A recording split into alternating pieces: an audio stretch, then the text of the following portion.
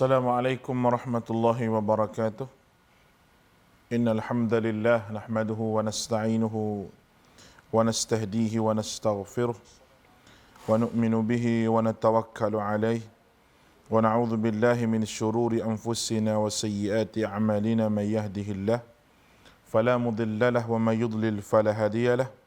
Asyhadu an la ilaha illallah wahdahu la syarika lahu wa asyhadu anna Muhammadan abduhu wa rasuluh. Allahumma salli ala Muhammad wa ala alihi wa ashabihi wa man tabi'ahum bi ihsanin ila yaumiddin. Qalu subhanaka la ilma lana illa ma 'allamtana innaka antal alimul hakim wa la hawla wa la quwwata illa billahil aliyyil azim. Rabbana zidna ilman warzuqna fahma. Qala rabbi israh li sadri wa yassir li amri wahlul 'uqdatam min lisani yafqahu qawli. Alhamdulillah, bersyukur kehadrat Allah Subhanahu wa taala dengan limpah kurnia nikmat daripada Allah Subhanahu wa taala. Kita dapat bersama-sama pada pagi ini dan mudah-mudahan pertemuan kita dirahmati dan diberkati Allah Subhanahu wa taala. Muslimin muslimat dirahmati oleh Allah, kita berada pada tajuk yang terakhir bagi perbincangan kita di antara usul bid'ah dan juga usul sunnah. Sebelum daripada kita masuk bulan Ramadan esok, dan kita akan buat daurah tafsir bermula daripada esok. Dan saya ambil daripada bahagian yang kedua Al-Quran daripada surah Al-An'am untuk perbincangan kita esok insya-Allah. Dalam kita menghadapi bulan Ramadan selama sebulan ini insya-Allah. Apa yang kita nak bincang, tajuk yang terakhir di dalam perbincangan kita berkenaan dengan usul bid'ah dan juga usul sunnah ini. Apabila kita telah memahami perkataan bid'ah dan perkataan sunnah, kita telah faham bagaimana dibina perkataan tersebut dan bagaimana kita berinteraksi dengan sunnah Nabi SAW yang saya telah terangkan dalam kuliah saya 2 hari yang lepas dalam perbincangan kita. Istilah sunnah itu sendiri mengikut ahli usul dan juga ahli ilmi dan juga ahli fiqh dan juga ahli hadis. Tidak lari daripada benda yang berbentuk perkataan Nabi, aqwalun Nabi, wa af'alun Nabi, perbuatan Nabi dan juga wa taqrirun Nabi, itu pengakuan Nabi SAW. Dan juga ia termasuk dalam apa sahaja benda yang terkait dengan Nabi SAW yang patut kita ikut semua sekali. Yang tidak patut sama sekali kita kita lari daripada petunjuk Nabi. Kerana Nabi adalah khairul hadi Muhammad, iaitu sebaik-baik petunjuk Muhammad SAW. Dan jikalau kita memahami sunnah Nabi ini, marilah rasa perasaan cinta dan sayang serta kasih kepada Nabi kita SAW. Dan cinta dan kasih kepada Nabi ini adalah satu benda yang dituntut oleh agama. Hasil daripada kita sayang kepada Nabi, nescaya iman kita meningkat. Kedudukan kita dengan Allah Subhanahu wa taala itu makin rapat. Kerana Nabi kita Muhammad SAW adalah orang yang membawa syariat Allah Subhanahu wa taala. Baik. Pada pagi ini kita bincang masalah bukti dan tanda cinta kita kepada Rasulullah sallallahu alaihi wasallam. Kerana setiap benda itu ada bukti. Cinta kita kepada seseorang ada bukti kita sayang pada seseorang. Kasih kita kepada seseorang ada bukti yang mana kita kasih pada seseorang. Begitulah. Kepada Nabi SAW ada apa ni kita panggil, ada bukti kecintaan kita pada Rasulullah. Kerana di luar sana ada mereka yang mengaku sayang dan cinta pada Nabi SAW, tetapi hakikatnya jauh daripada sunnah Nabi. Malahan kecintaan kepada Nabi itu bagi mereka bertindak dengan ghulu dan melampau. Sehingga mereka buat satu ibadah yang baru untuk mencintai Nabi. Lalu macam mana bukti sayang kita pada Nabi dan penghormatan kita pada Nabi? Sehingga mereka terpaksa buat satu benda yang dilarang oleh syarak apabila mereka bercakap berkenaan dengan Nabi SAW. Biar kita jangan keliru apabila kita sayang ke Nabi ni, adakah dengan kita menjunjung selipar Nabi? Adakah dengan kita buat perkara-perkara yang dilarang oleh Nabi kita Muhammad SAW, itu buat benda-benda yang bid'ah? Kerana kita yakin bahawa orang yang buat perkara-perkara yang kita panggil perkara-perkara bid'ah ini, mereka mendakwa mereka sayang kepada Nabi. Mereka kasih kepada Nabi, malahan mereka kata bahawa mereka beradab dengan Nabi SAW. Lalu kita nak tengok macam mana sebenarnya garis panduan agama yang menyebut berkenaan dengan kasih dan cinta pada Nabi ini. Baik. Dia kata mencintai Nabi SAW wajib ala kulli muslim, kewajipan bagi setiap muslim. Dan semua yang mahabbah cinta kepada Nabi SAW perlu membuktikan bukti dan tanda yang dapat dijadikan kebenaran di atas pengakuan cinta tersebut. Sebab setiap benda tidak akan diwujudkan tanpa bukti. Maka tanda-tanda dan bukti seseorang itu sayang kepada Nabi SAW, iaitu yang pertama, mencontohi dan menjalankan sunnah Nabi SAW. Itu asas dia. Mencontohi dan mengikuti sunnah Rasulullah SAW, berada di atas manhaj yang betul dan berpegang teguh dengan seluruh pernyataan, perbuatan dan juga apa-apa yang melibatkan Nabi SAW. Dan seseorang yang benar cinta dia pada Rasulullah SAW, mengikut Nabi daripada sudut lahiriah dan juga batiniyah, dan menyesuaikan perkataannya dan perbuatan dengan sunnah Nabi SAW. Dijelaskan Rasulullah SAW daripada hadis Anas bin Malik radhiyallahu anhu.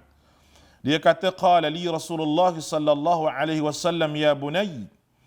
Rasulullah sallallahu alaihi wasallam berkata kepadaku, wahai anakku, ya bunayya, in qadarta an tudbiha wa tumsiya laysa fi qalbika ghishun li ahadin faf'al thumma qala li ya bunayya wa dhalika min sunnati وَمَنْ أَحْيَا سُنَّتِي فَقَدْ أَحَبَّنِي وَمَنْ أَحَبَّنِي كَانَ مَعِي فِي الْجَنَّةِ.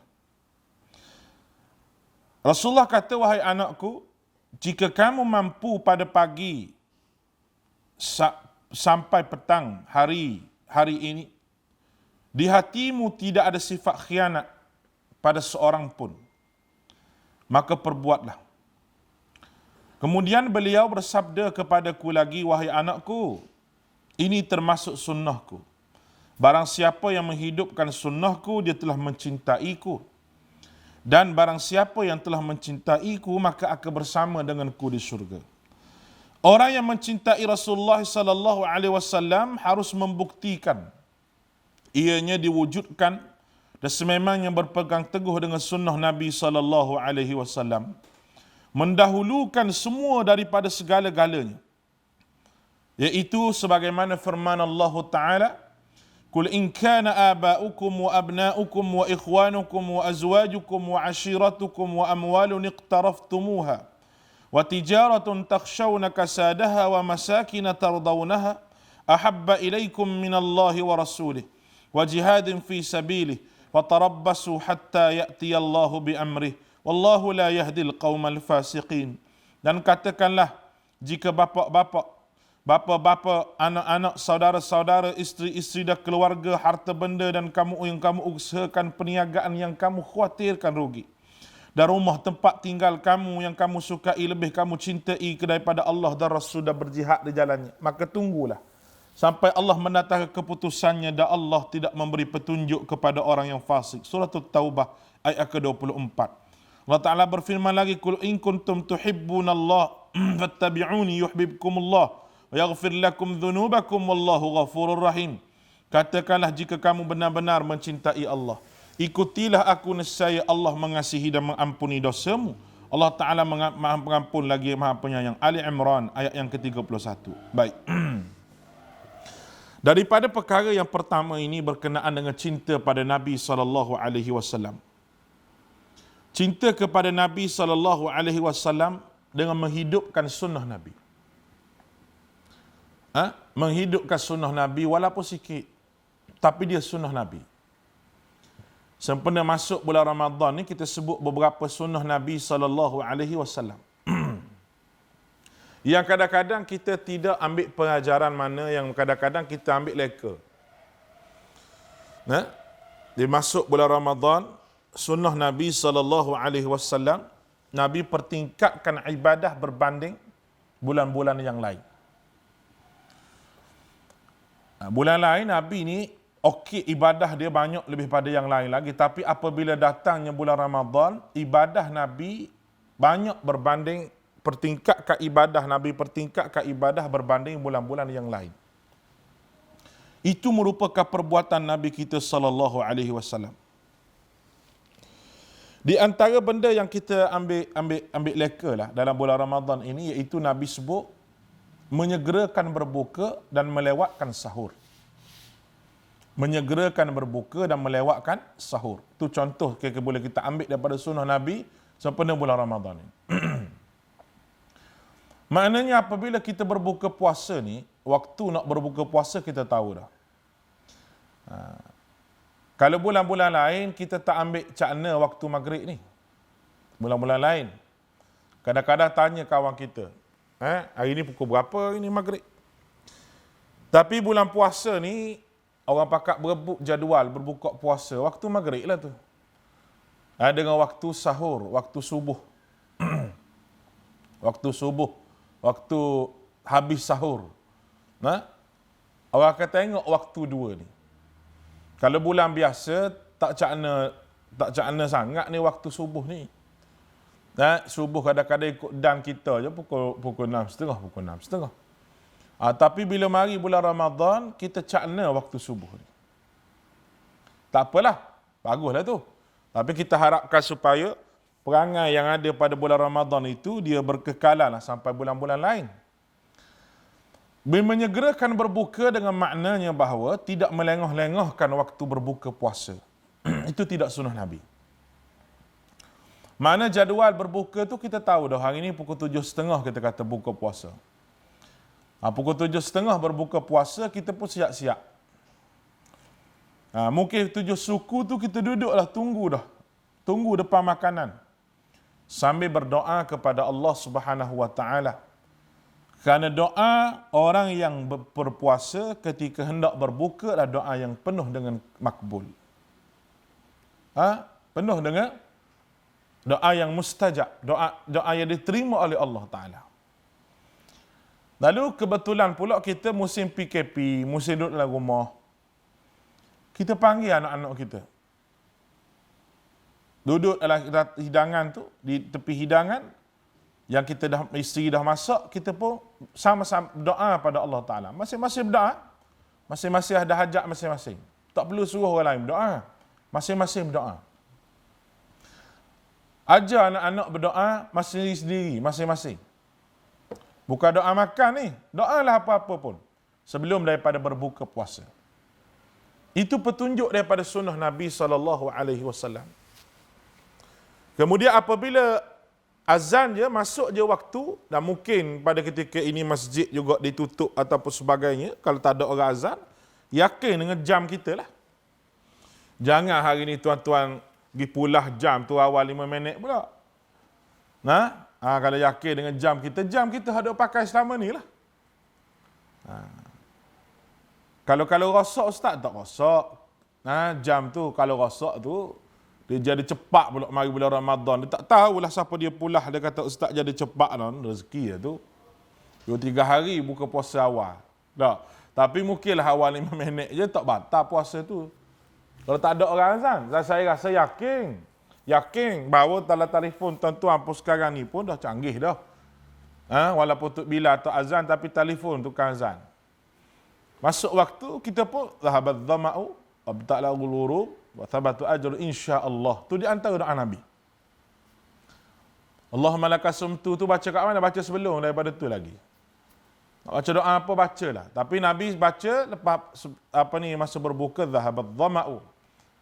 Abtala'ul ghurub telah pun Nabi membacanya dan sahabat mendengar bacaan Nabi dan sahabat meriwayatkan. Telah hilang segala dahaga kepenatan. Nabi pun ambil. Berbuka puasa sunnah Nabi ala tamr dengan tamar. Tamar itu kurma. Bukan dengan benda manis. Kita sabitkan kurma tu kurma manis.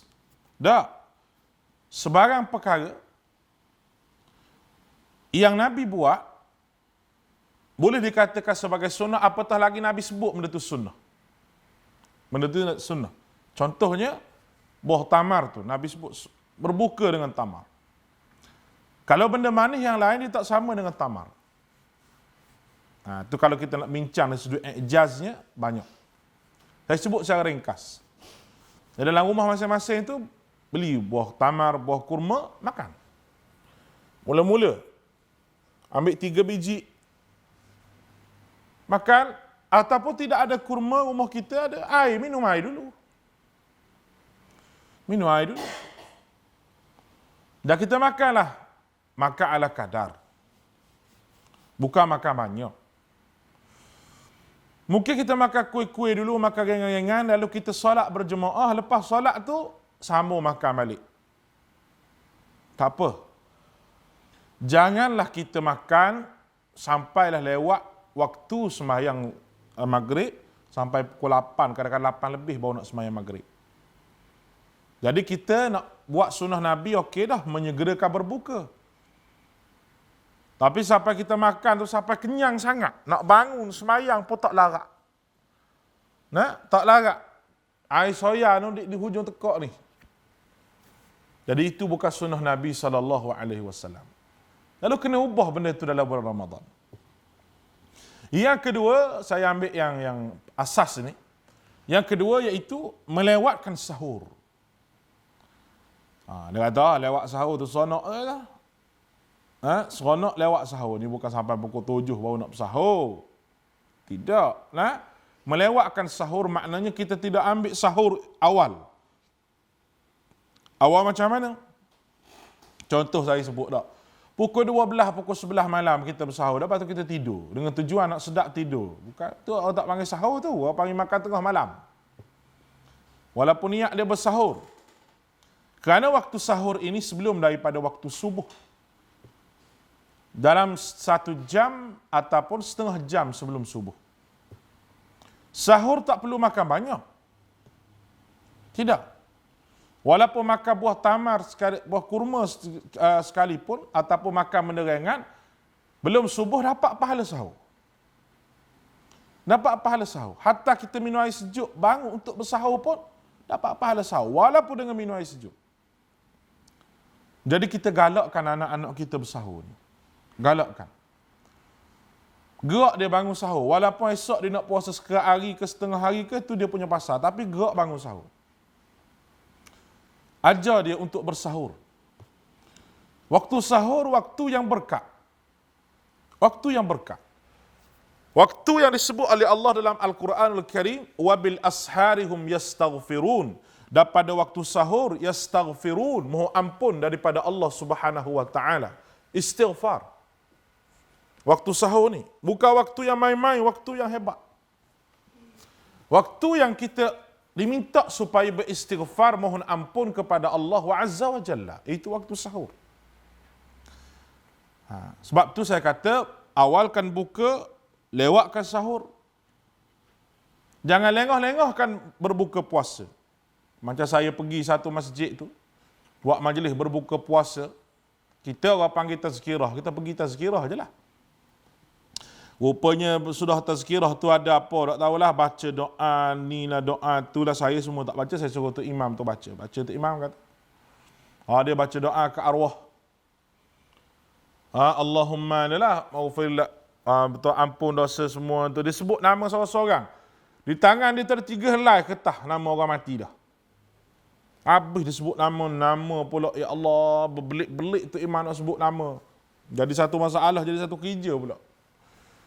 Sampailah masuk waktu. Dia sebut nama arwah lagi. Masuk waktu, tengok jam kita. Tok Bilal pun duk tengok jam, tengok Tok Imam, duk tengok jam, tengok Tok Imam, Tok Bilal. Nak pergi azan, tak? Masing-masing duk tengok Tok Imam tu, duk baca nama arwah lagi. Saya pun kata pergi azan Tok Bilal. Azan Tok Bilal pun azan. Azan kita makan dia. Tok Imam tu berhenti doa. Tahu pun nak berhenti. Orang panggil imam tu jadi imam tu kena tahulah wakil keadaan. Mungkin dia jadi imam tapi tak faham sunnah Nabi SAW tu macam mana. Baik. Itu di antara golongan yang mencintai Nabi SAW, itu orang yang mencintai sunnah Nabi. Dan mengamalkan sunnah Nabi.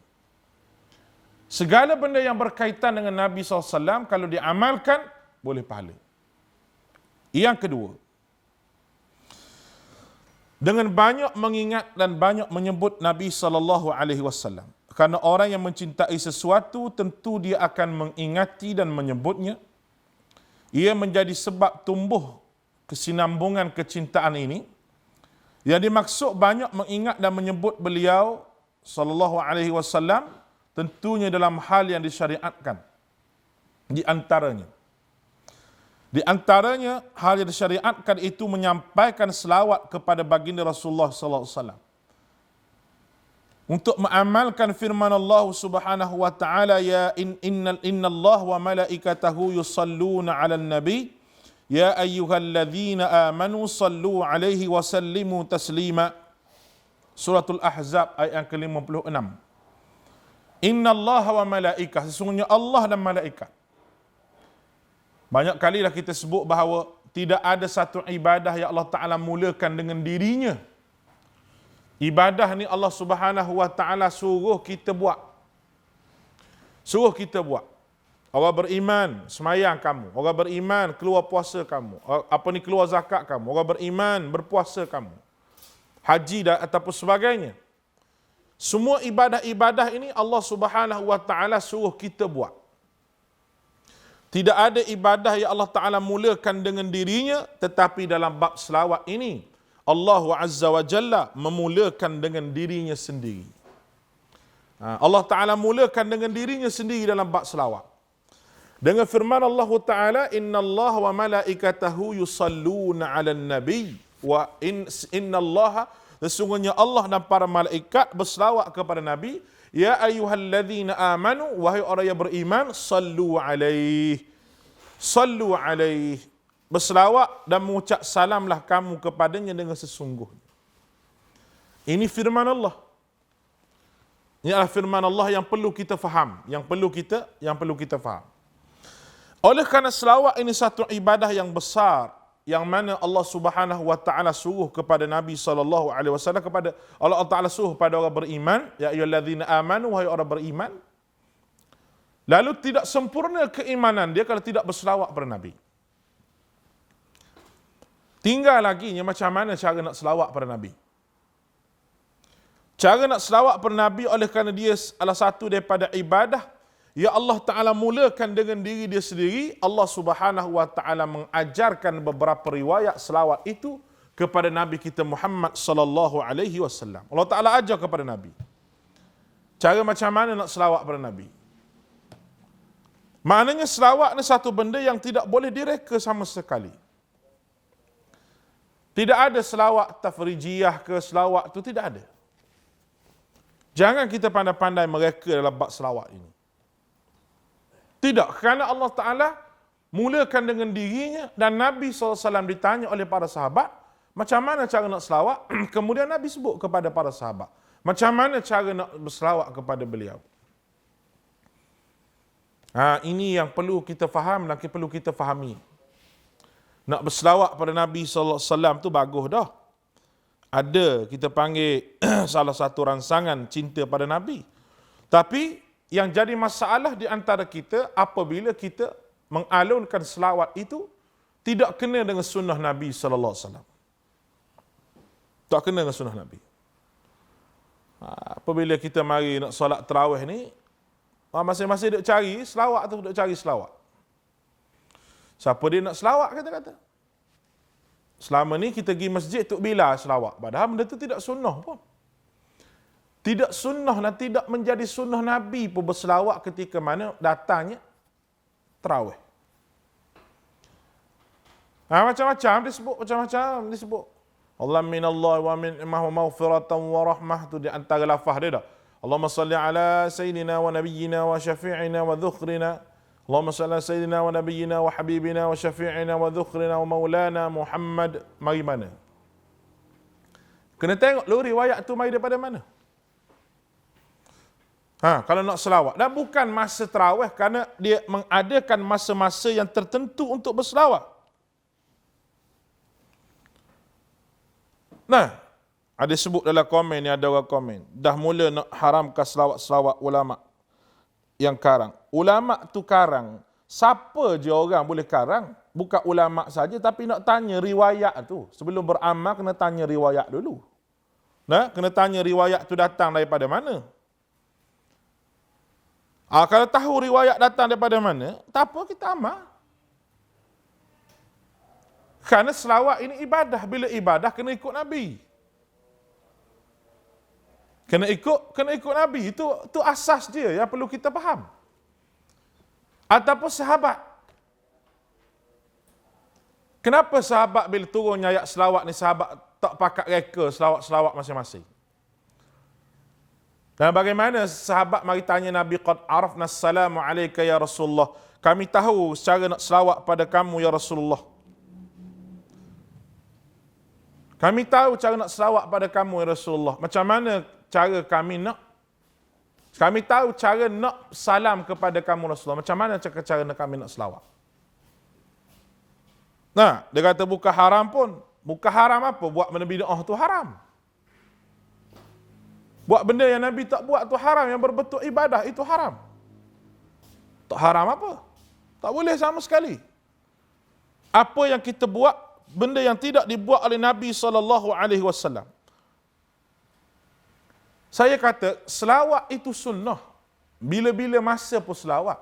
Tetapi menetapkan selawat pada tarawih itu, penetapan itu mesti ada dalil. Pertama. Yang kedua, semua lafaz selawat telah diajar oleh Nabi SAW. Semua lafaz selawat telah diajar oleh Nabi.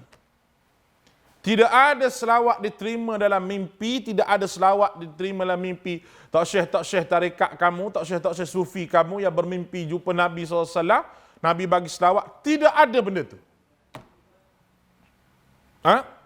Hatta marilah ulama besar mana pun, karang selawat sekalipun, tulis beratus-ratus cara selawat sekalipun, tapi selawat itu tidak ada diriwayatkan oleh para sahabat dan Nabi SAW tidak sebut, maka itu tak boleh.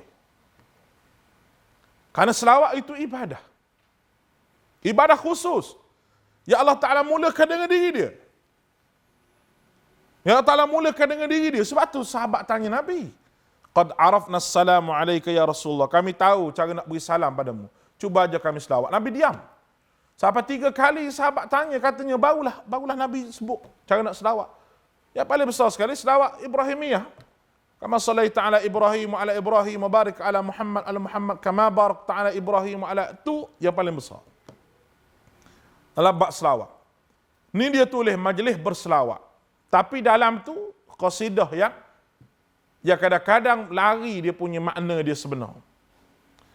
Dia tulis itu majlis berselawat. Tapi majlis berselawat, nama majlis berselawat. Tapi sebaliknya, bukan selawat, tetapi dengan muziknya, dengan gendangnya, dengan tunya, penuh dengan nyanyian. Penuh dengan, dia bertukar di antara qasidah dengan selawat. Itu masalah orang kita. Baik. Kemudian, Nabi SAW ada juga hadis. Karena Rasulullah SAW dulu bila berlalu sepertiga malam, dia bangun dan berkata, wahai sekalian manusia, berzikir kepada Allah dengan zikir, berzikirlah kepada Allah. Pasti datang tiupan sangkakala pertama diikuti yang kedua, datang kematian dengan kengeriannya. Datang kematian dengan kengeriannya. Ubay berkata, aku bertanya, wahai Rasulullah, aku memperbanyakkan selawat untukmu. Berapa banyak aku berselawat untukmu? Rasulullah SAW sebut sesuka hatimu. Lalu Ubay berkata lagi, aku berkata 1/4. Rasulullah SAW kata, terserah. Tetapi jika engkau tambah maka lebih baik. Aku berkata 1/2. Beliau menjawab, terserah. Tetapi jika engkau tambah maka itu lebih baik bagimu. Maka aku berkata lagi, kalau begitu 2/3.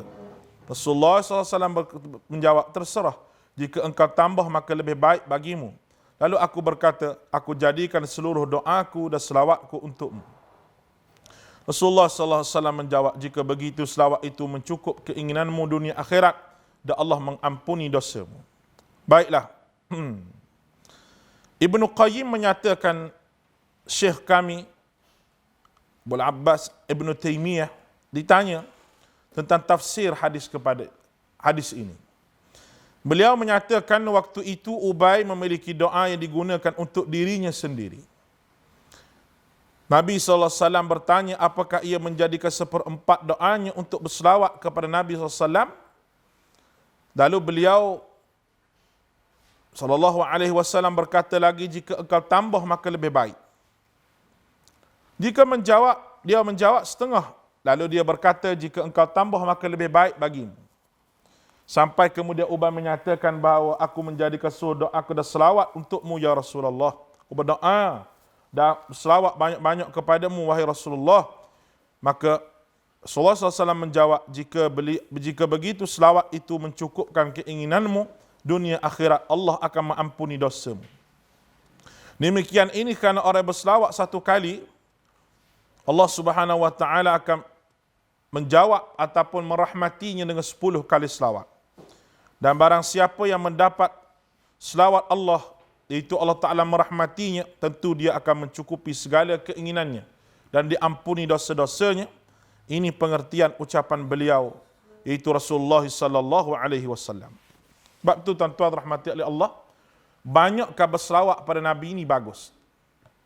Tetapi menentukan masa-masa untuk berselawat pada Nabi yang tidak ditentukan oleh Rasulullah SAW, itu tidak betul. Selawat je bila-bila masa. Selawat bila-bila masa. Dan berselawat pada Nabi ini bagus, terutamanya hari Jumaat. Selawat pada Nabi. Bila kita berselawat pada Nabi, maka Allah Ta'ala akan berselawat kepada kita. Dengan cara Allah Ta'ala merahmati kita. Allah Ta'ala merahmati kita sebanyak 10 kali, mengampuni dosa-dosa kita. Bila kita banyak lagi selawat, banyak lagi Allah Ta'ala memberkati kita.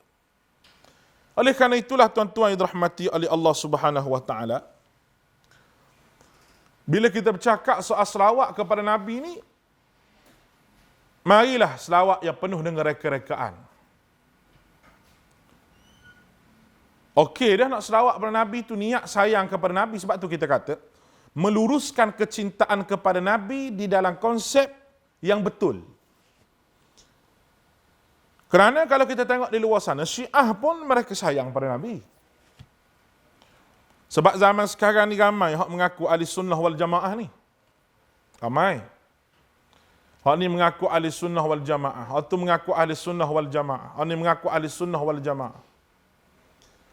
Ahli sunnah wal jamaah ni perkataan yang orang berebut. Ya orang berebut. Kami termasuk ahli sunnah wal jamaah. Dia pun baca hadis 73 orang, 73 puak yang sesat, satu je yang selamat. Orang bakat baca hadis tu. Selamat tu golongan dia lah. Masing-masing berebut perkataan ahli sunnah wal jamaah. Masing-masing berebut perkataan ahli sunnah wal jamaah.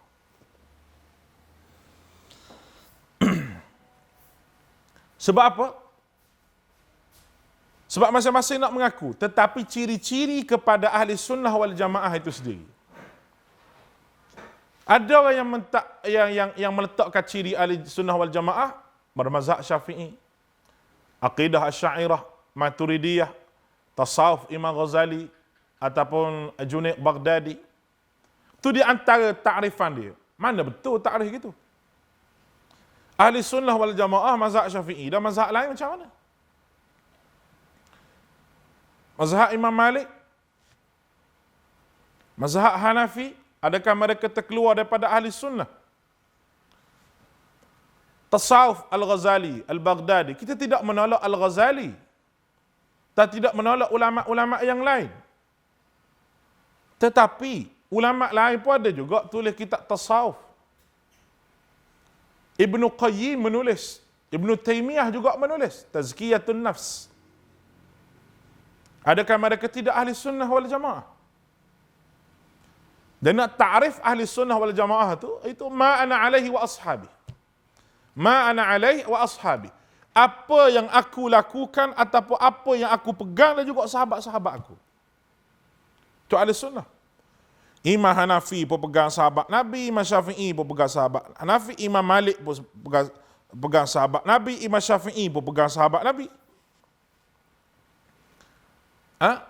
Semua pegang sahabat Nabi SAW. Baru betul takrifan dia, ma ana alaihi wa ashabi.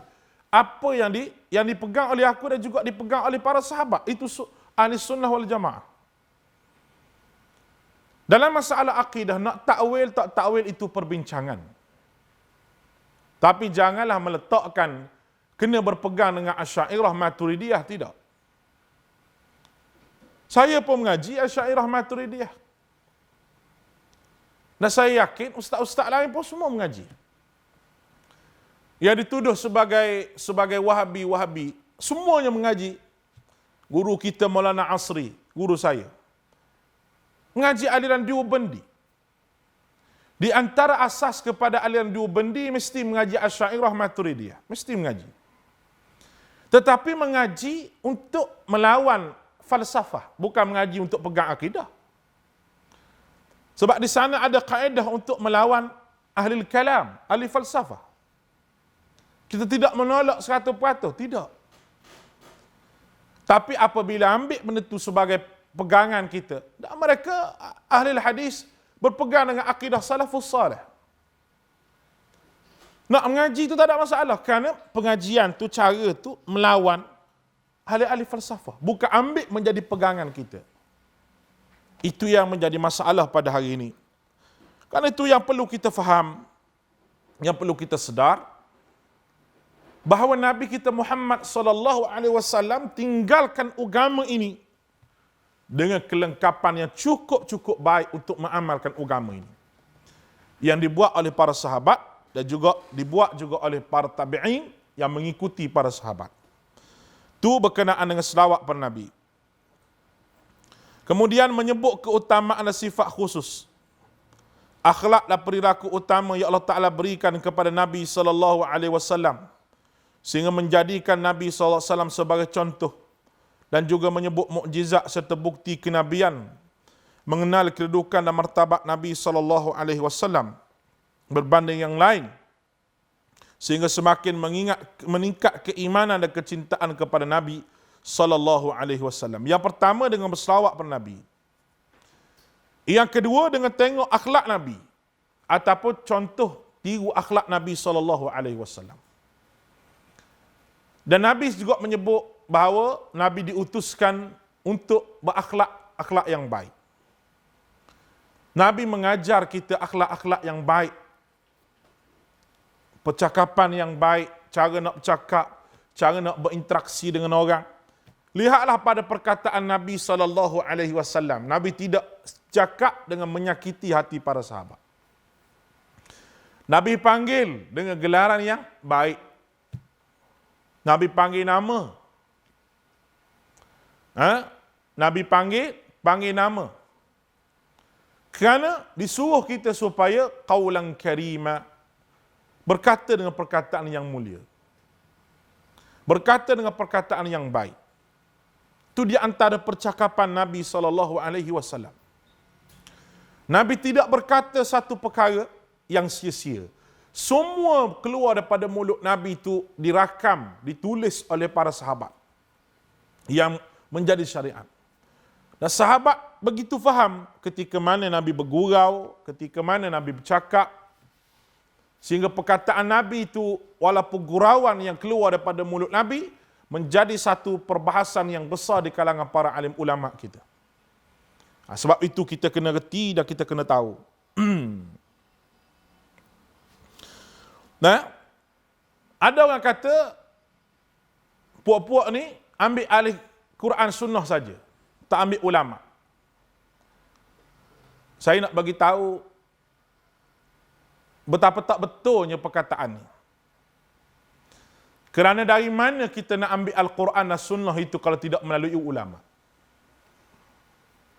Dari mana?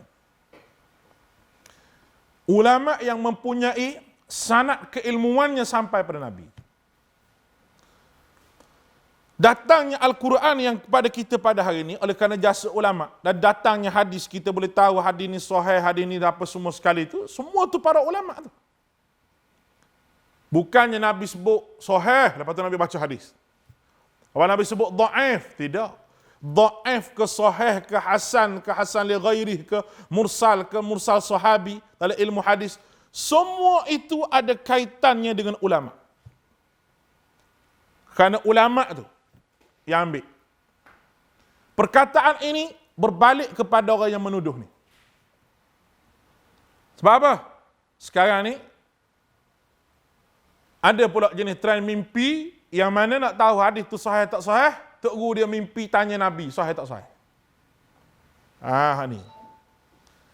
Tok guru dia mimpi jumpa dengan Nabi, lepas tu tanya Nabi, "Ya Rasulullah, ada orang tanya hadis ni sahih ke tak sahih?" Rasulullah kata, "Betul, itu mari pada aku." Jadi dia pula jadi lujnah tahqiq hadis tamat sekarang. Sebab apa? Tok Syekh dia mimpi jumpa dengan Nabi. Ni baru tak pakai ulama, dia pakai diri dia sendiri. Anak murid ni pakai ulama seorang tu je. Hak mimpi jumpa dengan Nabi, hak mabuk ketum ni. Kalau saya sebut gitu orang marah lah. Tapi memang itu hakikat dia. Ini agama ni bukan benda yang mabuk. Agama ni bukan benda yang khayal, bukan memperbodohkan akal yang waras. Agama ni mari pada Nabi SAW. Allahu Akbar. Baik. Sebab itu saya sebut tuan-tuan yang dirahmati oleh Allah Subhanahu Wa Taala, kita nak sebut pada tuan-tuan bahawa orang kata tak pakai ulama salah. Guna ulama kerana nak tahu hadis sahih. Dan apa yang dinakalkan oleh ulama itulah yang kita sebut. Apa yang dinakalkan oleh Ibn Taymiyah, apa yang dinakalkan oleh Ibn Kathir, dan ulama-ulama yang lain, An-Nawawi sebagainya, As-Subki, semua itu ulama yang kita hormat kepada. Tetapi penilaian ilmu yang disampaikan oleh ulama itu kita kena nilai di atas garisan yang betul, yang tidak bias kepada mana-mana. Sebab tu Al-Imam Syafi'i telah menyebutkan kepada kita semua bahawa jikalau kamu jumpa lagi yang sahih lebih daripada aku, maka itulah pendapat aku. Bermakna keterbukaan Al-Imam Syafi'i dalam bab ni. Jika kamu jumpa lagi hak sahih lebih pada aku, maka kamu ambil. Itu juga pendapat aku. Mana ruang untuk menerima Imam Syafi'i dengan penuh tawaduk. Jadi orang duk kata dia ni mazhab Syafi'i. Tapi akhlak Imam Syafi'i jauh sama sekali. Akidah Imam Syafi'i pun tak mengaji. Duk mengaku Syafi'i situ. Duk mengaku Syafi'i tapi duk buat benda bid'ah. Imam Syafi'i ni disebut sebagai imam penegak sunnah. Syafi'i mana dia ikut kita pun tak tahulah. Habis jadi mabuk belaka. Kenapa? Kerana ada golongan agama yang berkepentingan yang nak suruh orang tu ikut dia, bukan ikut Nabi SAW. Bina pengaruh untuk dia, bukan bina pengaruh untuk Nabi SAW. Baik. Yang akhirnya, beradab dengan Nabi SAW, baik menyebut namanya ataupun memanggilnya. Itu tanda kita cinta pada Nabi. Firman Allah Ta'ala surah An-Nur ayat 63, La taj'alu du'a ar-rasul bainakum ka du'a'i ba'dukum ba'da qad ya'lamu Allahu alladhina yatasallaluna minkum liwadha falyahdharil ladhina yukhalifuna an amrihi an tusibahum fitnatun aw yusibahum adzabun alim. Surah Nur ayat 63, An-Nur ayat 63, yang bermaksud janganlah kamu jadikan panggilan Rasul di antara kamu seperti panggilan sebahagian daripada kamu yang lain.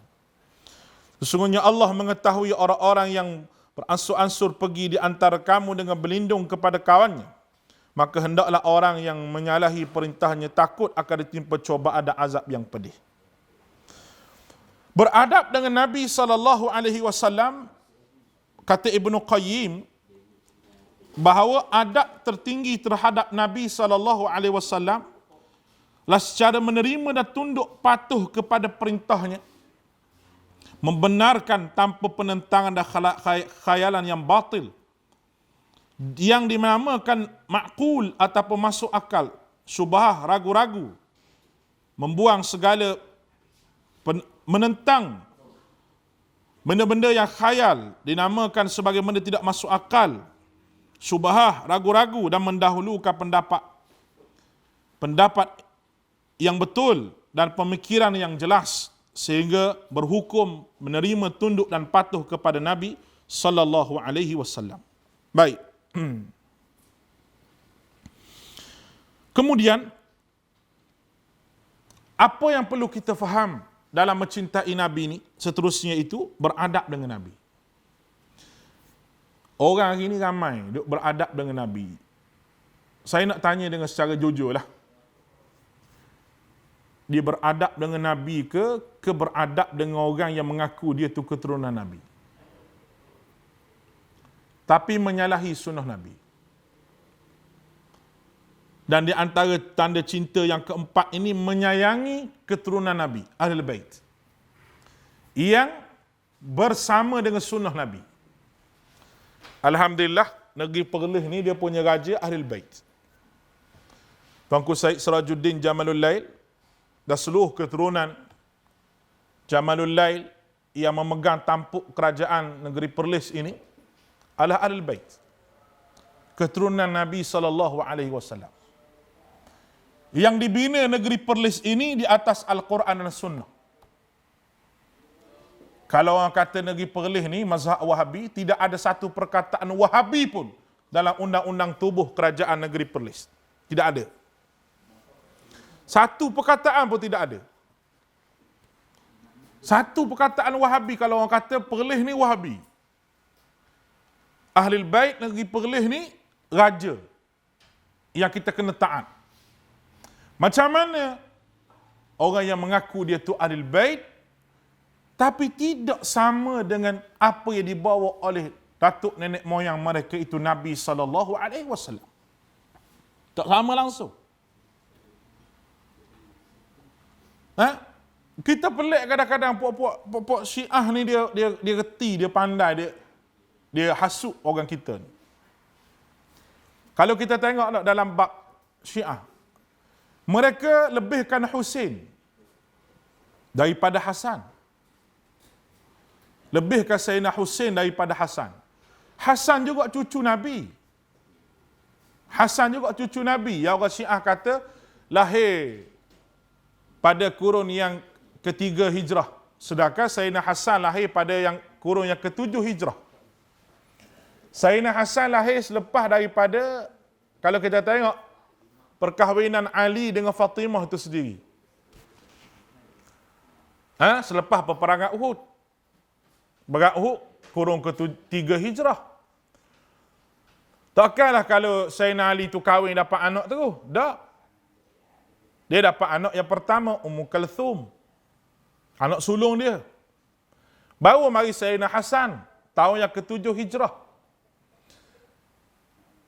Orang Syiah duduk cerca Umar bin Khattab. Duk kata macam-macam pada Umar Al-Khattab. Duk kata macam-macam, caci macam-macam, sumpah maki Umar Al-Khattab. Kita tengok satu riwayat yang mana Umar bin Khattab, ketika Sayyidina Hasan masih lagi kecil, Umar angkat Sayyidina Hasan, letak atas bahu. Dia kata, wahai budak, wahai Hasan, wajah kamu ini mirip wajah datuk kamu. Wajah kamu ini mirip wajah datuk kamu. Itu Hasan. Tapi orang Syiah seolah-olah melupakan Hasan. Dia pergi pada Husain. Pergi pada Husain. Itu benda yang Syiah buat. Sejarah-sejarah Nabi yang diubah-ubah oleh Syiah. Untuk mencerca sahabat, untuk mencerca ummahatil mu'minin, Abu Bakar, Umar dan sebagainya, sahabat-sahabat Nabi yang diiktiraf oleh Allah Subhanahu wa taala, mereka cerca.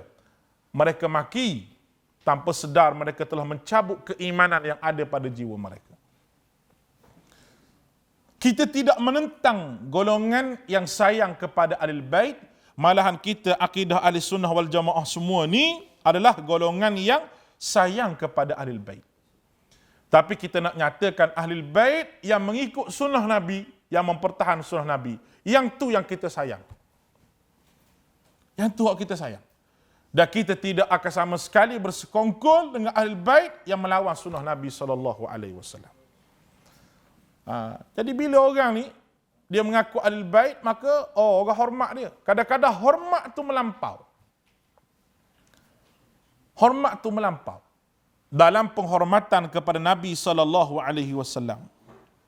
dalam menyebut berkenaan dengan Nabi SAW, hendaklah kita rujuk kepada bagaimana sahabat menyayangi dan menyanjungi Nabi.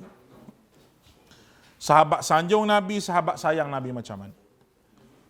Itulah untuk hari ini insya-Allah.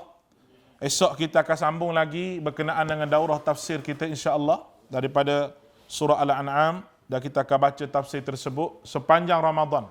Daurah kita ni sepanjang Ramadan. Jadi saya nasihatkan kepada penonton semua supaya ada Quran depan tu masa kita baca, biar dapat ilmu, dapat manfaat. Jangan duk dengar sambil-sambil masak, duk dengar sambil-sambil tu jangan. Biar ada Quran, tengok Quran ke tengok tafsir depan tu supaya kita dirahmati Allah Subhanahu Wa Taala. Kita jumpa lagi esok hari, mudah-mudahan Allah Taala beri kesabaran dan Allah Taala beri teguhkan keimanan kita dengan sunnah Nabi sallallahu alaihi wasallam. Aqulu qouli hadza wa astaghfirullahal azim li wa lakum wa ufawwidu amri ila Allah innallaha basirun bil ibad. Assalamualaikum warahmatullahi wabarakatuh.